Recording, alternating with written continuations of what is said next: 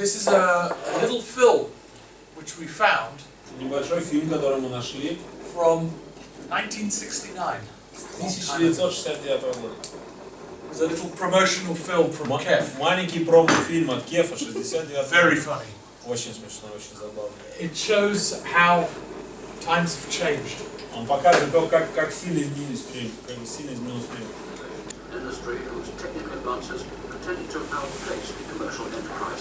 It's the KEF factory, 1969. Это завод KEF, 69 год.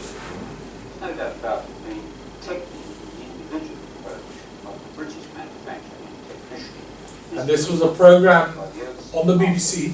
Была программа на BBC на канале. Which was featuring different British manufacturers. В которой рассказывается о разных британских производителях. This is making Garrard turntables. Это вертушки Гаррет. You all remember Garrard? What's the name? Garrard. Гаррет. They were, that was the Garrard factory. Вот это был завод. That's a turntable factory in 1969. 69 год, завод по производству виниловых проигрывателей Гаррет. У нас ракеты такие делают. Huge factory. Огромный завод. Crazy numbers. Сумасшедшее количество производства.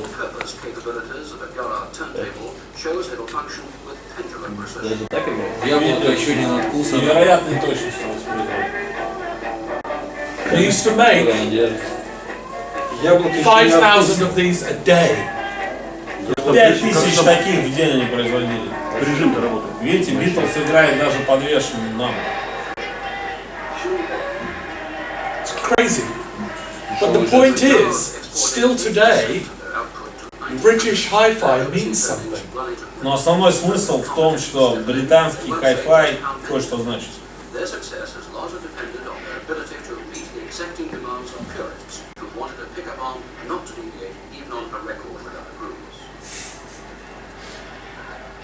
Hi-fi companies are wary of foreign competition, but Donald Chain remains optimistic. This is an old British Hi-fi equipment, I don't think ever stood better. Amplifier manufacturer. Старый британский производитель усилителей. Anybody remember Leak? Кто-то из вас помнит Leak? We're old, right? Мы возраст. Again. Now, look at quality control. Very sophisticated quality control.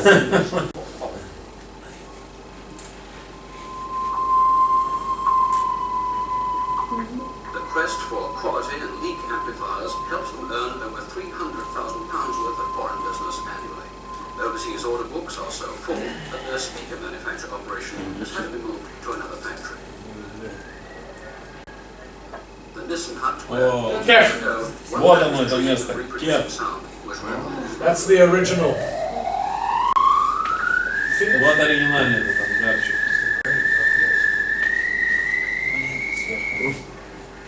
today within hailing distance of the And this is the old KEF factory in 1969, where we made all the drivers here ourselves. Где все динамики делаются здесь, прямо на заводе. Managing director Reymoнд Kuk put new ideas into the making of speakers and into their marketing, where he felt opportunities were going big.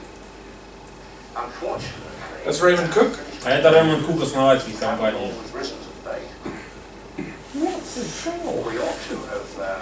This lady here, Это леди здесь. I remember her. Йохан ее еще помнит.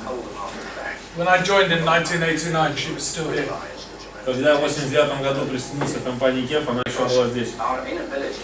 This is the winding of coils. Это идет намотка катушек.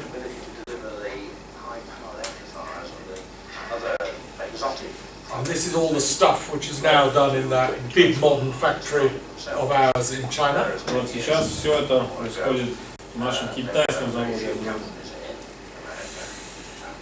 This looks almost laughably old-fashioned. Это выглядит Basically, по-смешному, A lot of the building principles are quite similar. Но вообще-то все принципы производства достаточно похожи не остались. That's stamping out a speaker cone. Выштамповка идет драйвер. Диффузор, да? Диффузор. Cutting. Нарезка.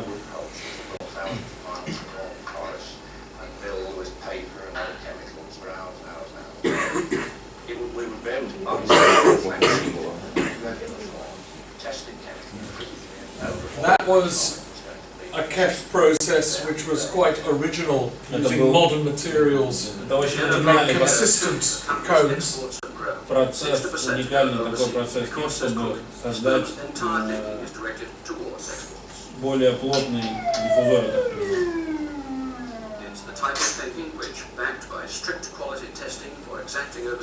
Anybody know what that driver is called?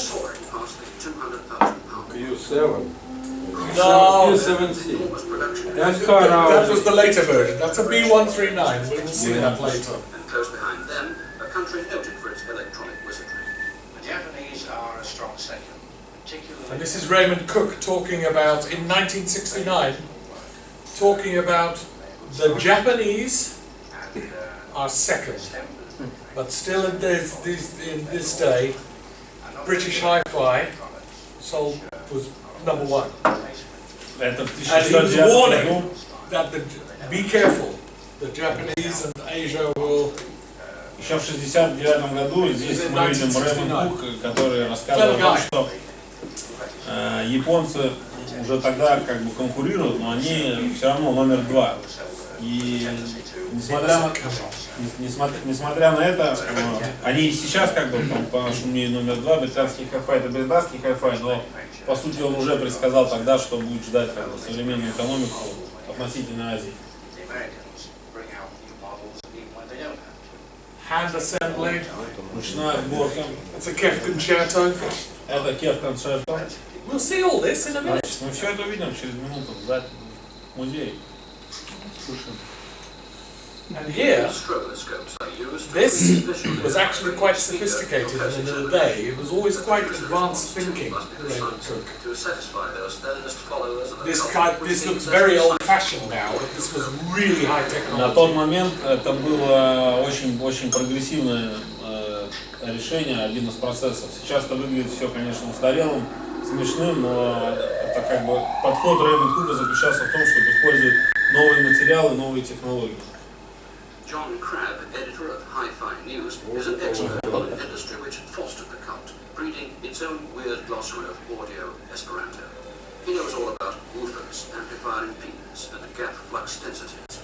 The industry goes in stark but still needs enthusiasts like him.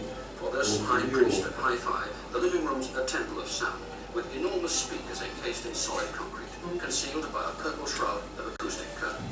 The production is so realistic, he's able to give recital to consider if the orchestra was in the same room, just behind the curtain. Слепой тест. This will be you lot later. Logs of Hope, a genteel showcase of the industry. This was a shop in London. Hi-Fi Shop London, 1969. 1969 год, Hi-Fi Shop в Лондоне. Это таможня? Ничего не изменилось.